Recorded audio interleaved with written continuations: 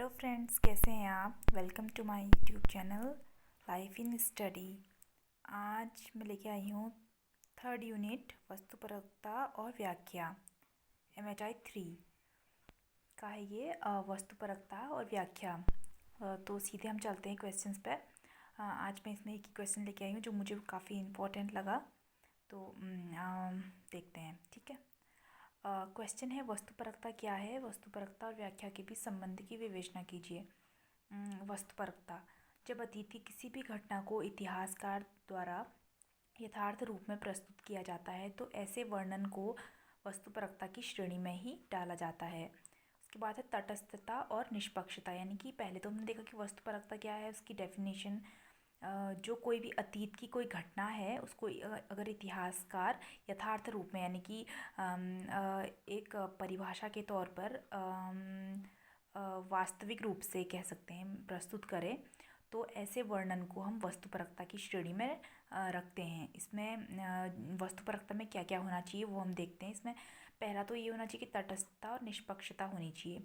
वस्तुपरकता में यह भी ध्यान रखा जाता है कि तथ्यों को किस तरह रखा गया है। इतिहासकार को निष्पक्ष होना चाहिए, उसे अपनी निजी धारणाओं को छोड़कर प्रमाणों की सत्यता पर विश्वास करना चाहिए।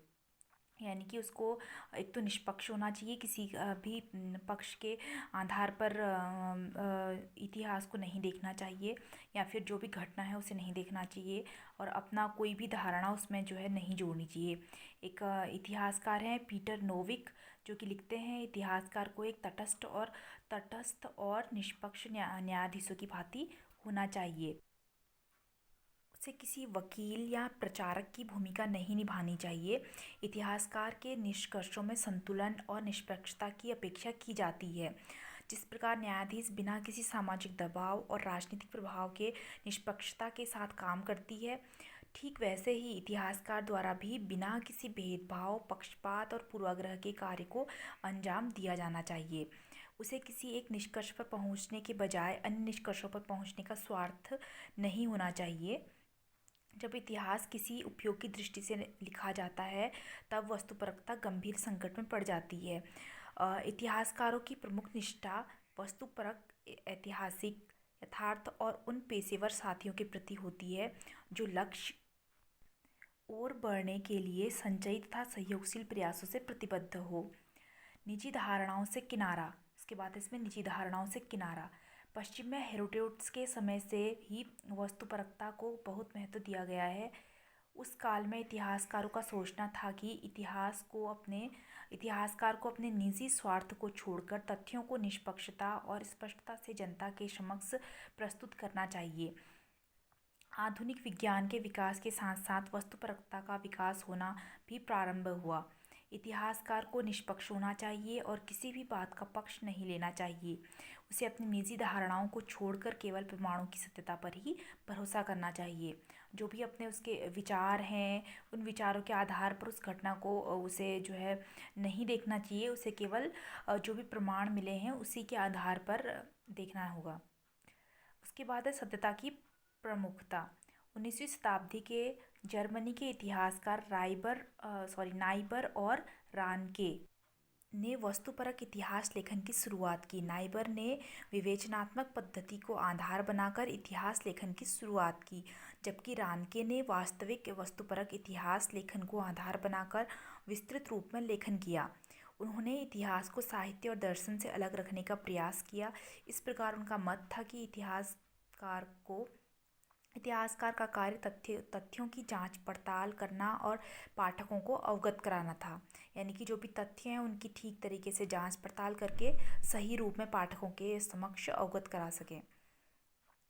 वस्तुपरकता में संतुलन और न्याय संगत रवैया होना भी अनिवार्य है ताकि सभी व्यक्तियों को निष्पक्षतापूर्ण और सत्य आधारित इतिहास प्राप्त हो। इसके अलावा इतिहास को वस्तुपरकता के आधार पर सामाजिकता एवं राजनीतिक प्रभावों से दूर होना चाहिए, तभी वस्तुपरकता को यथार्थ माना जाएगा। उसके बाद है वस्तुपरकता और व्याख्या के बीच संबंध। किसी भी घटना की व्याख्या करते समय निष्पक्षता से जांच पड़ताल ही वस्तुपरकता है। यानी कि बिना किसी पक्ष के जो भी जांच पड़ताल होती है वही वस्तुपरकता है।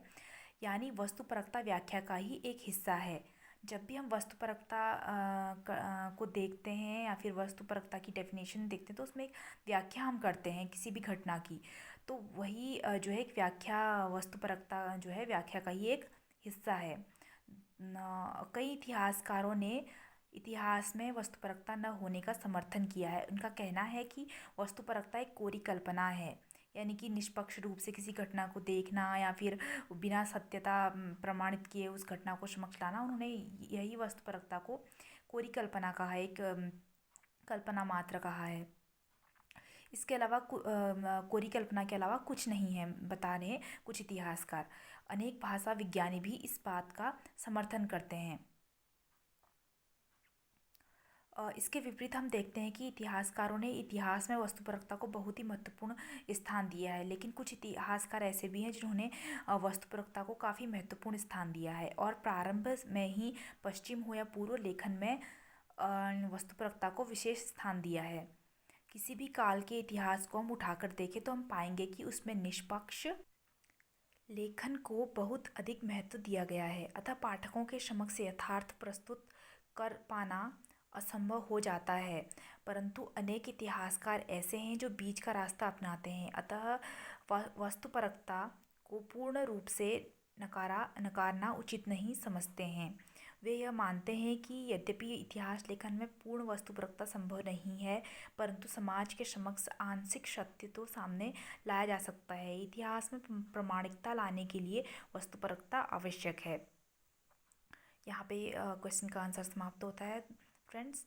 अब हम मिलेंगे नेक्स्ट चैप्टर के इम्पोर्टेंट क्वेश्चन में। तो यहाँ पे जो भी इम्पोर्टेंट चैप्टर हैं उन्हीं के आंसर मैं लेके आऊँगी यहाँ पे। अगर आपको लगता है और भी इसमें इसी चैप्टर में कुछ इम्पोर्टेंट क्वेश्चन हो सकते हैं तो आप कमेंट करके बताइएगा। साथ में अगर आपको मेरा वीडियो अच्छा लगता है तो मेरे चैनल को सब्सक्राइब कीजिए, लाइक कीजिए एंड शेयर कीजिए और कमेंट कीजिए। साथ ही अगर आप मेरी नई नई वीडियोस की सूचना पाना चाहते हैं तो उसके लिए आपको जो बेल आइकन है उसे भी प्रेस करना होगा। ओके, मिलते हैं नेक्स्ट चैप्टर में। Thank you.